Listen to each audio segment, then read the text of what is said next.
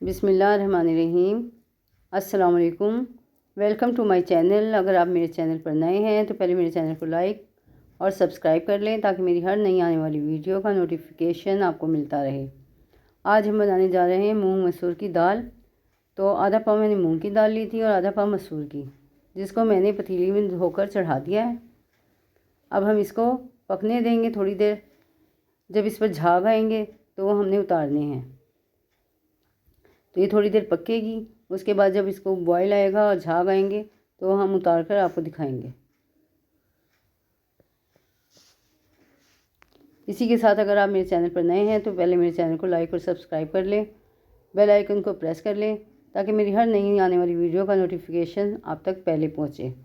तो ये देखें, अब इस पर झाग आना शुरू हो गए हैं और ये झाग आ गए हैं। अब हम इन्हें उतार लेंगे सबको। झाग इसलिए उतारने ज़रूरी हैं क्योंकि अगर यूरिक एसिड वाले मरीज़ होते हैं तो उनको ये नुकसान देते हैं। तो इसलिए दाल पर जब झाग आए तो उन्हें उतार लें।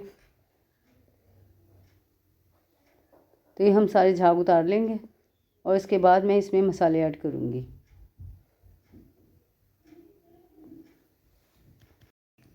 तो झाग हमने उतार लिए। अब 1 टेबलस्पून लहसुन और अदरक का पेस्ट शामिल करूँगी मैं इसमें। 1 टेबलस्पून पिसी लाल मिर्च,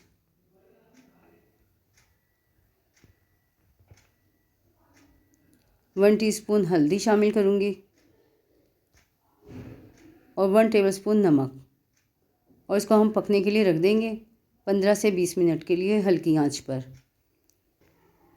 और दाल को चलाना नहीं, अगर चलाएंगे तो वो फिर गलेगी नहीं, देर से गलेगी।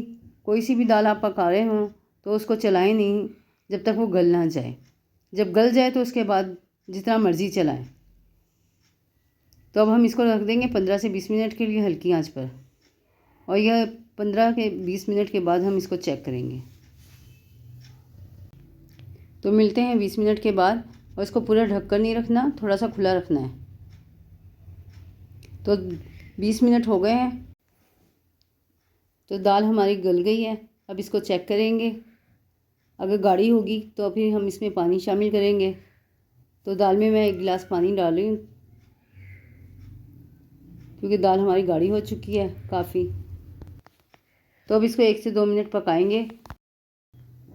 तो 2 से 3 मिनट हो गए इसको पकते हुए। अब हम इसमें इमली डालेंगे। इमली की मैंने 3 से 4 गुठलियाँ ली हैं जो मैं इसमें शामिल कर दूँगी। और इसको 1 मिनट तक और पकाएंगे मज़ीद। इसके बाद मैं इसमें हरी मिर्चें और हरा धनिया ऐड करूँगी। तो हरी मिर्चें मैंने 2 से 3 अदद ली हैं जिसे मैं बारीक बारीक काट लिया है। और हरा धनिया लिया है 1 टेबलस्पून के करीब, वो शामिल कर दूँगी।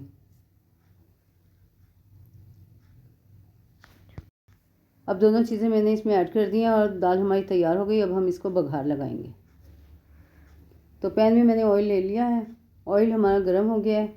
मैंने लहसुन के 4 से 5 जवे लिए थे जिसे मैंने बारीक काट लिया, उसका बघार लगाएंगे।